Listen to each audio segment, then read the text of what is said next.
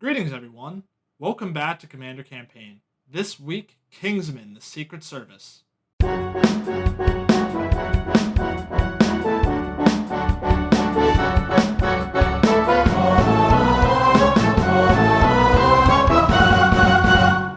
everybody. Welcome back. It's Mike. Welcome to Commander Campaign. We're talking about Kingsman, the Secret Service, the fantastic spy movie that came out quite a few years ago now. And yeah, we're building a deck tech around it. So this channel is all about building decks around movies, television shows, animes, books, video games. Eventually, we'll get to Magic Lore, I'm sure, but not right now. So let's talk about Kingsman: The Secret Service. So first order of business. There will be spoilers in this episode. So if you have not seen the movie, highly recommend you do. Before you watch this, I will give you a second to do that.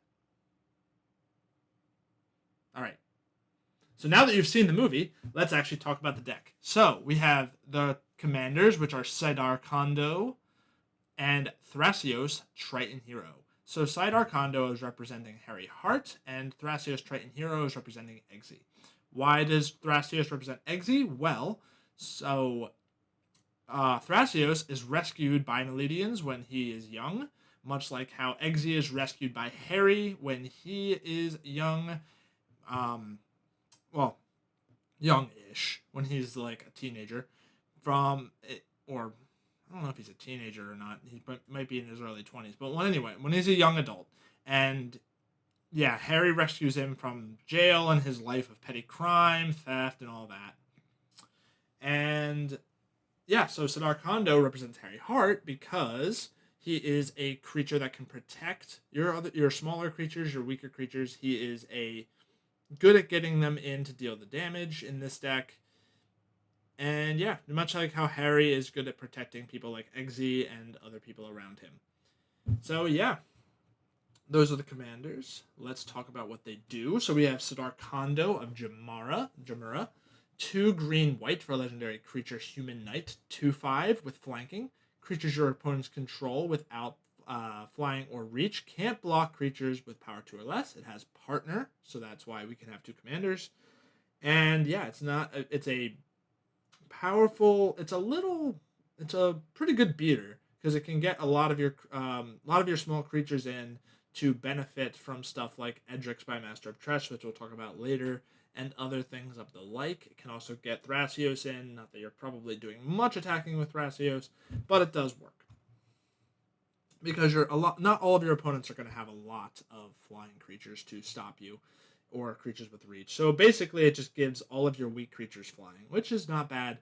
Also, it has that little flanking ability, which is also not great, but also not bad. So we have Thrasios Triton Hero. It's green and a blue for a legendary creature, Merfolk Wizard, 1/3. You can pay 4 to scry 1, then reveal the top card of your library. If it's a land card, put it onto the battlefield tapped. Otherwise, draw a card. This card is insanely powerful in Commander. It's probably one of the best commanders they've ever printed. It's a sin it has partner on it, but thank God it does for this deck. I love this card. I think it's so much fun to build around. And yeah, just the ability is going to give you card draw and ramp, which are very important in Commander. Now, let's talk about some of the main characters. So we're going to start off with Benevolent Bodyguard. It's a white for a creature human cleric. Sacrifice Benevolent Bodyguard. Target creature you control gains protection from the color of your choice until end of turn. It's a 1/1. So this is representing the character Lee Unwin, who jumps on the grenade to protect his allies. Much how like this guy is going to just sacrifice himself to save others. And yeah, it's not bad. It's not super great. It's not going to protect you from board wipes because it doesn't give you indestructible, but it does protect a singular creature from maybe you need to get it through from blocks. Maybe they have a flyer. Maybe something. It's not a bad 1-drop. You're going to have so much draw power in this deck with Thrasios. It's an interesting include. You can protect your Thrasios with it. Yeah, it works out really well. Now let's talk about the person that got promoted to Lancelot. Rafik of the Many. 1 green, white, blue for a legendary creature Human Knight, 3/3 with Exalted. Whenever a creature you control attacks alone, it gets +1/+1 until end of turn. Whenever a creature you control attacks alone, it gains double strike until end of turn. So this can pair nicely with a lot of your stronger creatures that are getting buffed by other effects. Yeah, this card is a staple in Commander. It's a fantastic commander himself. Why does it represent Lancelot? Well, because he is making a dramatic entrance, much like the character James Spencer, who is our other Lancelot, that makes a dramatic entrance to try to save Professor Arnold. He gets in there, takes out all of the normal bodyguards before getting sliced in half, bisected, and by the knife foot having female villain. But yeah, so Rafik does not have protection for himself, much like how James did not have protection for himself from the threat that he could not see. So now let's talk about Edric, Spymaster of Trest, otherwise known as Arthur in this deck. So he is the leader of the spy agents of Kingsman, so it makes sense that he's a spy master. He is sneaky and infiltrative, much like how he tries to fool Eggsy. Even though you're not going to fool someone with a background in crime and a lot of sleight of hand, he's going to get one over on you. Sorry, bud. But this card's insanely powerful in this deck. So it's 1 green-blue for a legendary creature Elf Rogue 2/2. Whenever a creature deals combat damage to one of your opponents, its controller may draw a card. So your opponents are going to benefit from this as well. So it's incentivizing attacks, but it's incentivizing attacks not at you, because if people attack your opponents, they're going to draw cards. It's also very good for you because with Side Arcando, a lot of your creatures are practically unblockable, so you can get in a lot of damage and draw a lot of cards. You already have a lot of draw power with Thrasios. This is the icing on top, and it's just fantastic in this deck. So let's talk about Lena, Selfless Champion, who's representing Roxy Morton, successor to James, after all of the trials that they go through between her and Eggsy and all the other guys. And she ends up actually getting the title of Lancelot. She is very selfless, much like how Lena, Selfless Champion, is. 4 white for a legendary creature Human Knight, 3/3. When Lena, Selfless Champion, enters the battlefield, create a 1/1 white soldier creature token for each non-token creature you control. You can sacrifice Lena, and creatures you control with power less than Lena's power gain indestructible until end of turn. So how is Roxy selfless? Well, you might ask. Well, first, she's already willing to help Eggsy in the beginning. And then besides that, she has to overcome her personal fear of heights in order to go into the Halo suit to take out the satellite to slow down Richmond's plan to destroy the world with his satellite network of making people attacking kill each other.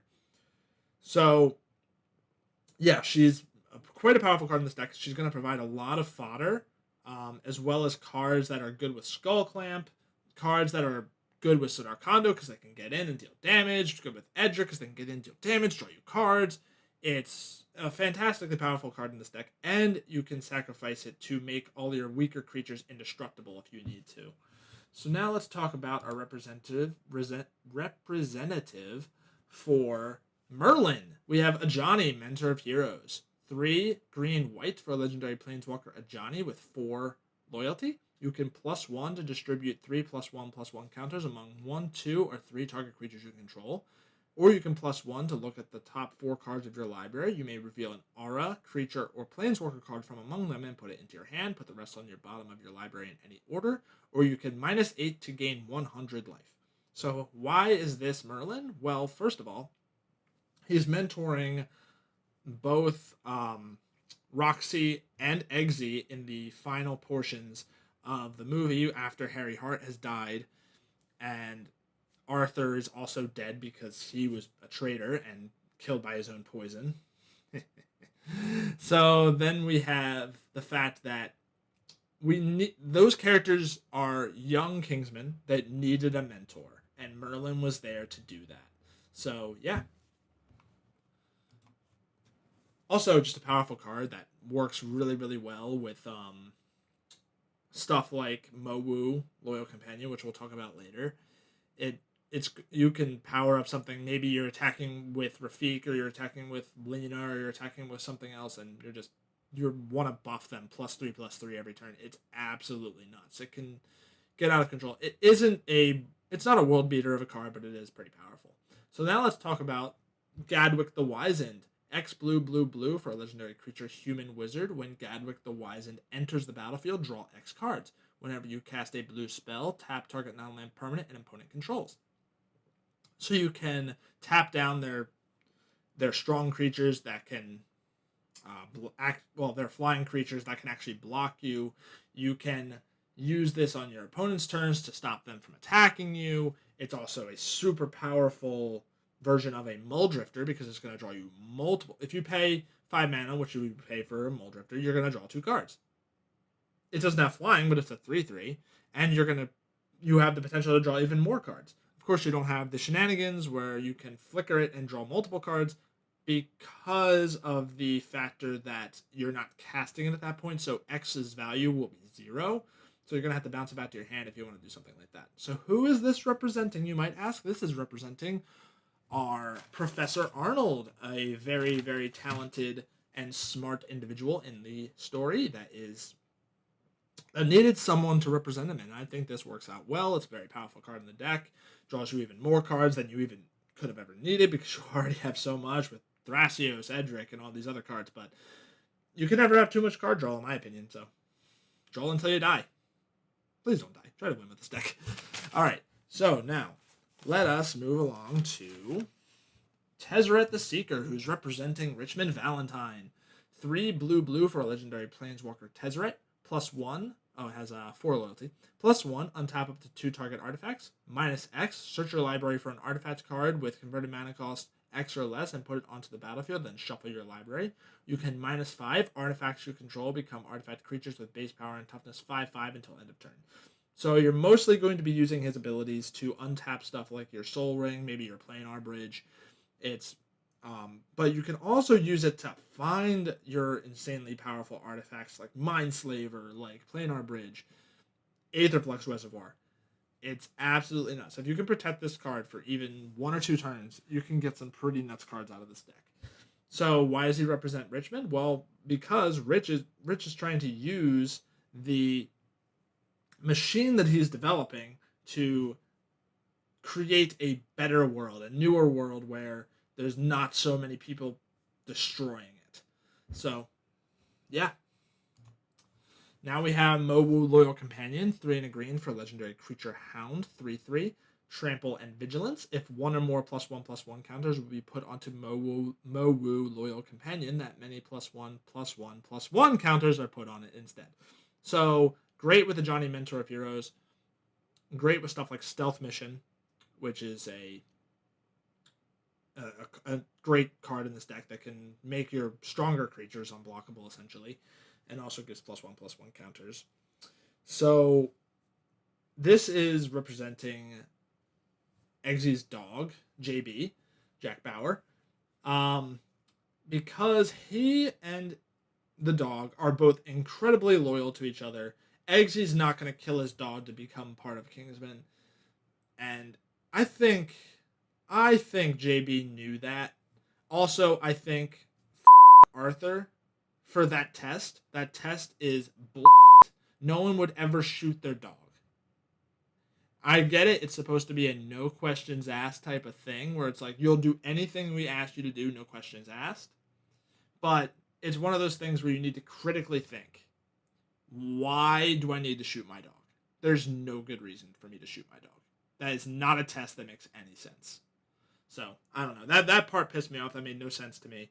But, yeah, let's move along, because I'm going to get too upset. Because Moo's the goodest boy. So, let's run through the story with cards like... Let's start with Dramatic Rescue.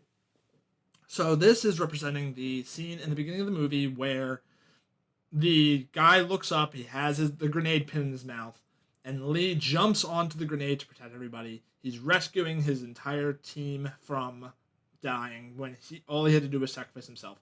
I say all he had to do, but like that was a very brave thing for him to do. Jump on that grenade and save everybody else. So it's white blue for an instant. Return target creature to its owner's hand. You gain 2 life. So you can do some shenanigans with this. You can put your Gadwick back in your hand to cast it again. You can have there's a couple other enter the battlefield triggers like Agent of Treachery in this deck, which you might want to cast again to gain control of something else permanently. You can also use it defensively. You can bounce something your opponent's going to attack you with or going to do something crazy with. Or you can use it to bounce one of your own things to save it from a removal spell. It's a versatile spell.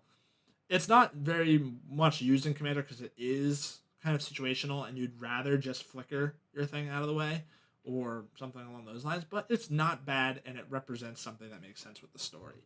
So, now we have the favor that Harry promises after Lee has died in very tragic fashion. So we have favor of the Overbeing. 1 green, 1 hybrid Simic, so either a green or a blue. And it's an enchantment aura. Enchant creature. As long as enchanted creature is green, it gets +1/+1 and has vigilance. As long as enchanted creature is blue, it gets +1/+1 and has flying. So this is powerful because you can, well, it represents the favor because it is named a favor, and it also can power up Thrasios, who's a representative of Eggsy, and Harry uses that favor later to empower Eggsy to be a better person and a stronger person. So now we have the Steel Artifact. 2 blue, enchant artifact. You control enchanted artifact. So this is representing the fact that Eggsy steals the car from Rottweiler in the beginning of the movie, and as we know from Magic, vehicles in Magic are artifacts. So it's a way to steal that a vehicle from your opponent, or you can steal really anything that's just a powerful artifact. But yeah, it's a interesting representation, I think. Anyway. Now we have Prison Term. 1 white for an enchantment aura. Enchant creature. Enchanted creature can't attack or block, and its activated abilities can't be activated. Whenever a creature enters the battlefield under an opponent's control, you may attach Prison Term to that creature. So this is representing the fact that Eggsy is arrested for stealing the car from Rottweiler, and it's a temporary thing because you can put it on something else. Someone else is going to come in and get arrested for something different, and you can stop that card from doing something else. Or the fact that somebody can literally just remove it, it is also temporary in that regard. So yeah, much how like all Eggsy had to do was call in the favor in order to get out of it, and he became a better person because of it. So next we have Second Chance. So after Eggsy gets out of prison, he needs a second chance to do right by his life, and this is the perfect card to represent it. So 2 and a blue for an enchantment. During your upkeep, if you have 5 or less life, sacrifice Second Chance and take an extra turn after this one. So you're probably never going to really be able to use this unless you can flash it in with something like Alchemist Refuge, and your opponent somehow brought you to 5 life but didn't kill you. It's very situational because it is an enchantment. You're not able to usually play it at instant speed. Your opponents will see it coming, and they'll either just kill you or they'll bring you to 6 or higher. But it's a flavorful card for the fact that Eggsy himself needed a second chance. So now we're going to move on to the Trials and Training Grounds for when Eggsy is training to become a Kingsman. So we have Trial of Strength, Trial of Knowledge, and Trial of Solidarity, as well as Training Grounds.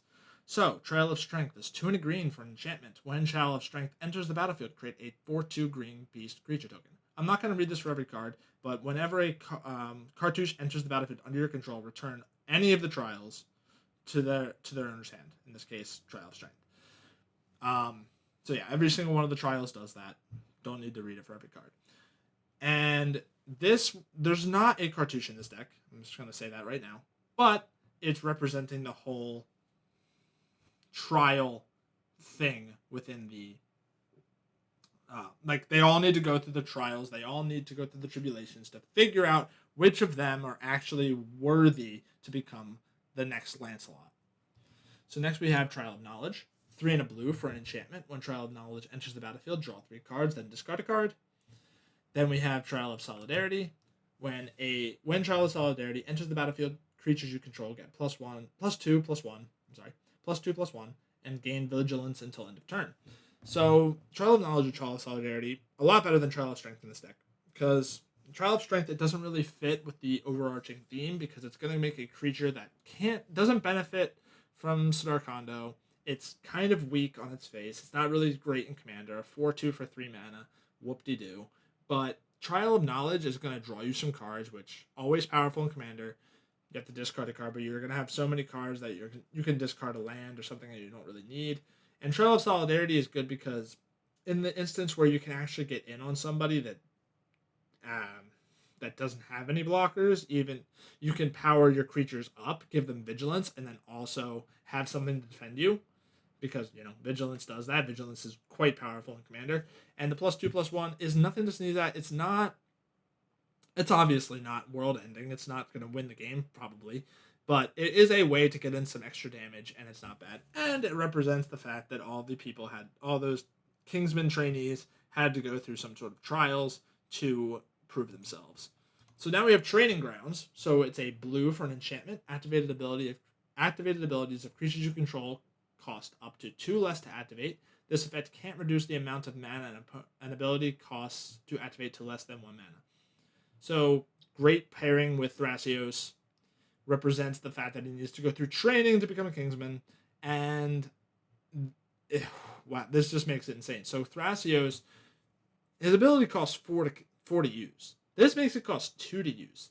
That means you can double up the amount of usages you can get out of that ability. And any EDH player can tell you that ability is absolutely insane. You're going to generate so much value off that, especially when you combine this with Biomancer's Familiar and Seedborn Muse.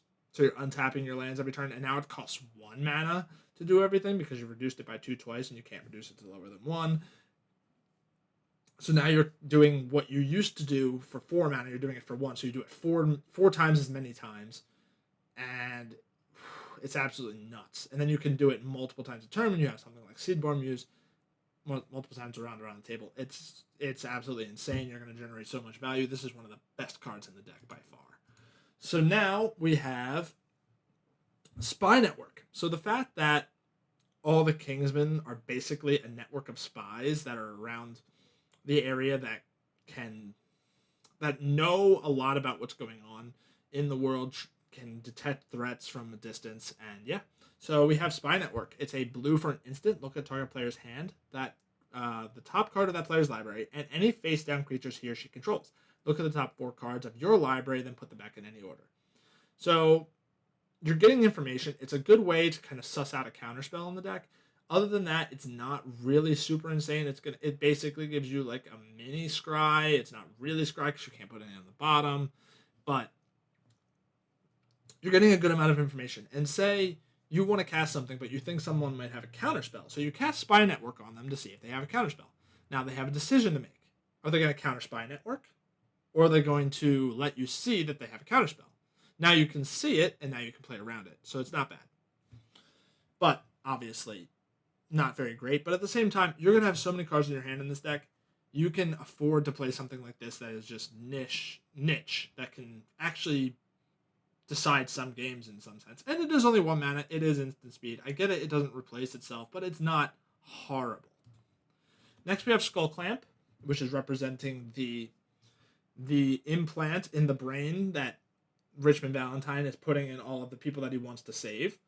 So it's 1 for an artifact equipment. It's 1 CMC for an artifact equipment. Equipped creature gets +1/-1. Whenever equipped creature dies, draw 2 cards. Equipped for 1. So much draw power in this deck. Very, very good, along with a lot of the creatures in this deck. Good at any of the 1/1s that Lena is going to make, any other creature that you can just make sure dies, or at the same time, it's a good kind of like, do you really want to destroy this creature and make me draw 2 cards? And it also gives a little bit of a power boost. So this card's insane in Commander. Everybody knows it's insane in Commander, and makes sense with the story, so I was happy to include it here. Now we're going to talk about the 4 cards that represent the outfitting of Eggsy into his Kingsman outfit. So we have Nurok's stealth suit, Lightning Greaves, Ratchet Bomb, and Ring of Colonia. So we have Nurok's stealth suit, which is representing the suit that he gets. It is a artifact equipment for 2. Equipped creature can't be the target of spells or abilities, so it has Shroud, and you can tap 2 blue to attach Nurok's stealth suit to a target creature you control, or you can equip it for 1. So Shroud is incredibly powerful in Commander. You can protect your best creatures like Thrasios, like Rafik, Agent of Treachery if you really want to draw even more cards. Yeah, it's absolutely insane to give Shroud to a creature, and this is a suit that makes a lot of sense in the deck. Now we have Lightning Greaves that are representing the shoes that any Kingsman will wear that has the little dagger in there with the poison. So it is 2 CMC for an artifact equipment. Equipped creature has haste and shroud, equipped for 0. You can do some pretty crazy things with this, like swing with Rafik on turn 3 if you have the right setup with a hasty 8/8. Well, it's a hasty 4/4 with double strike, essentially a hasty 8/8 that your opponent's probably not going to be ready for on turn 3 or 4. So yeah. Also, just incredibly powerful to give any creature haste and shroud. Shroud's insane. They can't target that creature anymore. They have to do it before you equip, and then plus it gives it haste, which is also very powerful in Commander because a lot of people are expecting you to play cards, especially in these colors, that don't have that haste attached to it because haste is not inherent to any banned color. So now we have the bomb, the little lighter bomb that Eggsy really loves or really enjoyed when he saw. It's 2 CMC. Oh, it's Ratchet Bomb. I'm sorry. It's 2 CMC for an artifact. You can tap it to put a charge counter onto Ratchet Bomb, or you can tap it to sacrifice Ratchet Bomb and destroy each non-land permanent with converted mana cost equal to the number of charge counters on Ratchet Bomb. So this card isn't super great in Commander, but it is good at clearing out tokens. It's good if you can play it on turn 1 or 2 with the Sol Ring's help, or with just playing it naturally on turn 2. If you can build it up, if you know that your opponent's, like say you notice on your opponent's side that between the 3 of them, 2 of them have commanders that have the same CMC. You can just kind of build that up to that CMC, and now they're kind of afraid to play their commander. But they can't be afraid, they're going to have to play it, and that's when you just pop this thing and kill them. Or you can set it up for other things if you want to just like kind of hold it over their head. It's not super great in Commander. It's a terrible draw late game unless you're trying to use it to blow up tokens. But it can be effective if you play it early enough. Now we have the Signet Ring. So Ring of Colonia, 2 CMC for an artifact equipment. Equipped creature has Trample, and at the beginning of your upkeep, put a +1/+1 counter on equipped creature if equipped creature is green. You can equip it for 1. So this is representing the ring that all the Kingsmen get that can deliver 50,000 volts. And yeah, it's one of the only rings that made sense to me. And it's going to power up. It will power up Siddharkondo. It will power up Thrasios. It will power up a lot of the creatures in this deck. And then other than that, you can just put this onto Mowu and go to town because it's going to give it 2 +1/+1 counters every turn. Even though it already has Trample. That's insane. Well, I shouldn't say insane. That's really good for a 2 mana card that has equipped for 1. It's not. It's gonna make your opponents have to deal with it or the creature it's attached to. If you play it early enough, it's quite powerful. In those instances, it's not an overall powerful card. Obviously, there are way better equipment in the game, but it's a story card. Now we're gonna talk about the cards that represent Harry's death. This makes me very sad because Harry is definitely my favorite character in the whole movie. Him and Eggsy easily. So you have Bloodthirsty Blade, you have Psychic Impetus, you have Kill Shot, and you have Tragic Lesson.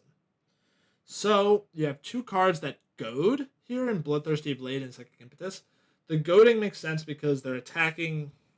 It's forcing creatures to attack other players other than you. It's forcing them to fight amongst themselves, which is how Mr. Valentine is trying to eradicate the world by having them all fight each other so he doesn't have to do any dirty work. So let's talk about Bloodthirsty Blade first. It's 2 CMC for non-defense equipment. Equipped creature gets +2/+0 and is goaded. It attacks each combat if able and attacks a player other than you if able. You can pay 1 to attach Bloodthirsty Blade to target the creature and opponent's controls. Activate this ability only to any time that you can cast a sorcery. So in general, there's almost 0 cases where you're ever going to have this equipped to one of your own creatures because it's very difficult to actually get it onto one of your own creatures. But you're using it to make your opponents fight each other, like I said. Then you have Psychic Impetus, which is actually a lot better in my opinion than it's given credit for. So it's 2 and a blue for an enchantment aura. Enchanted creature gets +2/+2 and is goaded.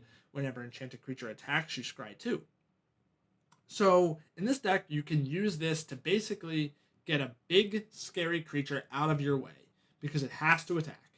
If it doesn't have vigilance, it's not going to be there to block. So if you say you have one opponent that has say like a consecrated Sphinx or something, sure, that's going to make that card needs to be destroyed most of the time. But you give it +2/+2 and it's goaded. Now it's attacking your opponents every single turn for 6. Now it's forcing your opponents to deal with that creature. Number 1. Number 2, every time it does attack, you're going to get to scry 2. It's hurting your opponents, that are obviously not the person that you're putting it on, but it's forcing it's forcing a strong creature to attack your opponent. You're not going to put this on a weak creature in general. You're going to put this on something like a Baneslayer, and you're going to put this on a I don't know, you're not really going to get a chance to put it on a Crater Hoof Behemoth, but you're going to put it on something really powerful. And it's going to force an answer out of your opponents. Now, you don't have to actually answer it yourself. Plus, as long as it gets 1 attack off, you get quite a bit of damage, as well as that Scry 2, which is nice. Not a world beater of a card, but definitely underappreciated in my opinion. Now you have Kill Shot, 2 and a white for an instant, destroy target attacking creature. So this is basically the shot that kills Harry. It's a kill shot, for lack of a better word, and yeah, or a better term rather, where it's going to just destroy any creature that's attacking. Obviously, kind of a flavor fail because Harry's not really attacking when he gets shot, but he was attacking before that. He was just attacking everybody inside that building, and yeah, he's dead now. Rest in pepperonis. Then you have Tragic Lesson for 2 and a blue, an instant. Draw 2 cards, then discard a card unless you return a land you control to its owner's hand.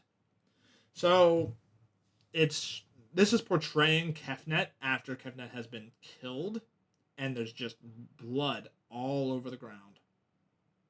And this is basically the tragic lesson that basically Eggsy learns because he sees it happen.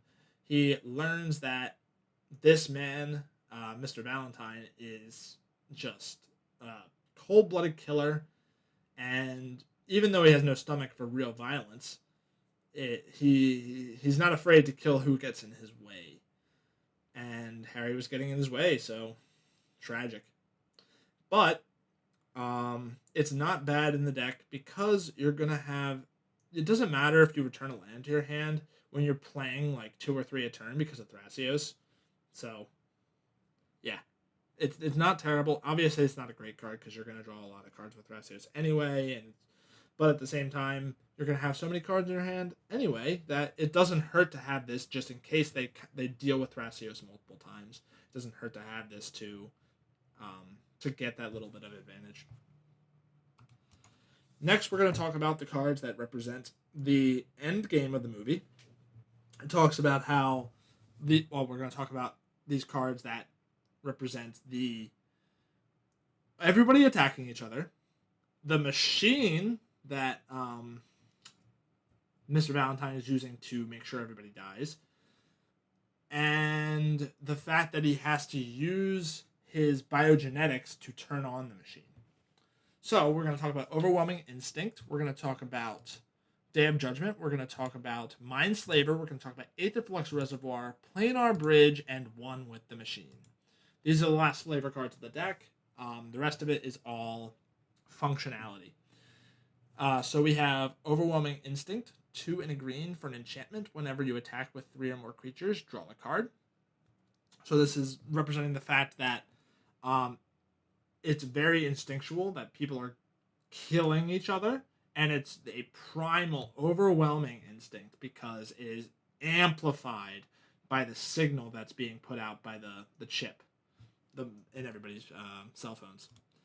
So then you have Day of Judgment, good board wipe, 2 white for a sorcery, destroy all creatures. This is the judgment that Mr. Valentine is trying to express upon the world. He's trying to say, we don't need all these creatures, get them out of here.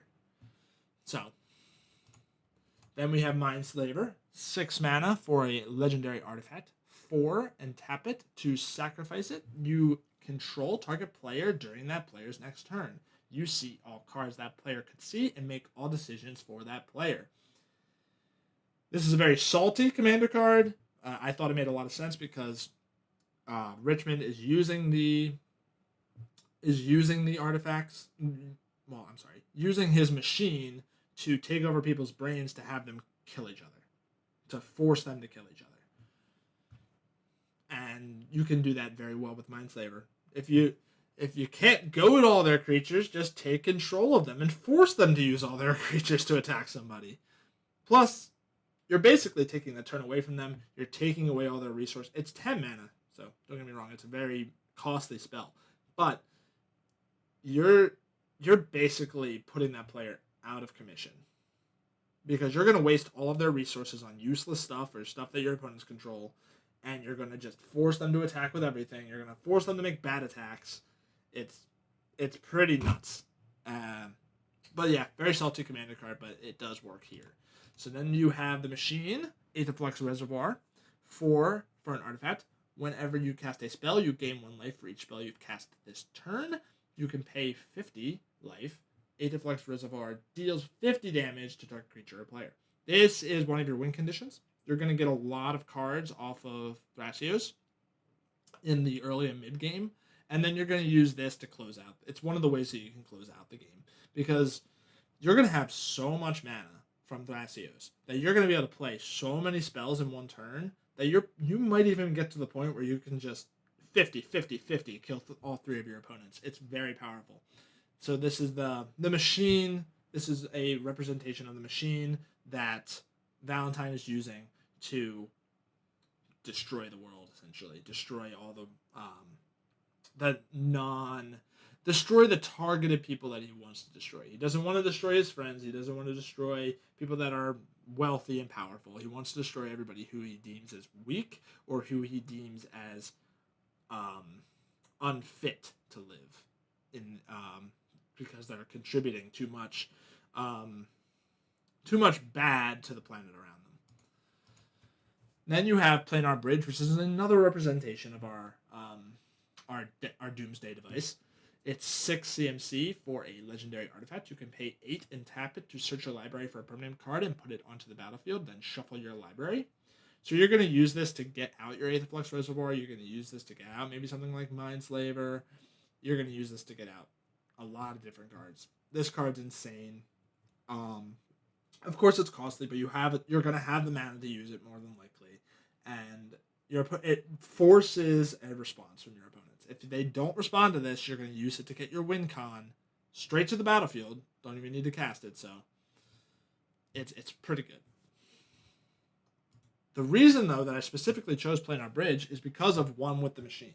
So it's 3 and a blue for a sorcery. Draw cards equal to the highest converted mana cost among artifacts you control. So not only are you going to use this to draw 6 cards off of something like Planar Bridge, but it also is a flavor win because you have Tesrat, who is representing Mr. Valentine. You have Planar Bridge, which is one of the representatives of the machines, of the machine that he's using to try to destroy everybody in the world. And then you have this card, which molds it together, where he has to become one with said machine. He has to basically use his biogenetics in order to turn that machine on, and he's basically becoming one with it. If he is not activating it personally, it will not work. So, makes a lot of sense here for the combination of Tesrat and 1 with the machine and planar bridge. So I said that was the last flavor card. There are more like little hidden gems in the deck that you can figure out for yourself. You'll see the deck list in the description. Stuff like Stealth Mission and other cards like that. So what did you think of the deck? Do you want to give me some tips? What would you have put in the deck? What decks do you think I should cover in the future? What should I build around? What show? What magic story? I need a magic story. What magic story should I build around? And yeah, tell me that in the comments below, and like and subscribe and all that. But let's talk about the strengths and weaknesses of the deck as well as the strategy with the deck. So as I was alluding to earlier, with Thrasios, you're going to be drawing a lot of cards, getting a lot of mana, a lot of land onto the battlefield, and basically you're just trying to overwhelm your opponents with sheer card advantage. There's a lot of decks that have card advantage in Commander, don't get me wrong, but Thrasios is one of the best ones at it, and we have all the best pieces that go around it. We don't have Leyline of Anticipation and the Vulcan Orrery plus counterspells and stuff like that, but you can add that stuff. And but besides that, you have Seaborn Moose, you have Biomancer's Familiar, you have Training Grounds, all insanely powerful cards with Thrasios. And you're going to get a lot of value. You're just going to put a whole bunch of lands onto the battlefield. You're going to cast a whole bunch of spells in the late game. You're probably going to kill them with something like Aetherflux Reservoir, just getting all your best stuff on the field. Maybe you're going to steal their best artifact. Maybe you're going to steal their best card with Agent of Treachery. Yeah, that's the strategy of the deck. That's what you want to do. You want to get as many lands onto the battlefield as possible. You're going to draw insane amounts of cards, and you're just going to overwhelm your opponent. Now, those are the strengths of the deck as well. That you can just do that just by running Thrasios as your commander, as well as like a couple support pieces within the deck. The weaknesses of the deck are the fact that it is a theme deck. This is going to be the weakness of most of these decks, where you can, even though you're going to have a lot of cards, a lot of those cards are stuff like Spy Network, are stuff like Trial of Strength. These cards aren't insanely powerful individually, but yeah, and they're gonna make it so it's gonna be difficult to win if your opponents constantly just kill Thrasios over and over and over again, and you just can't get it to stick. Then that's where this deck's gonna struggle, because a lot of your individual cards aren't incredibly powerful on their own. But the fact when you have so many different things, if you're just casting a whole bunch of spells in the turn, you're going to be able to do a lot.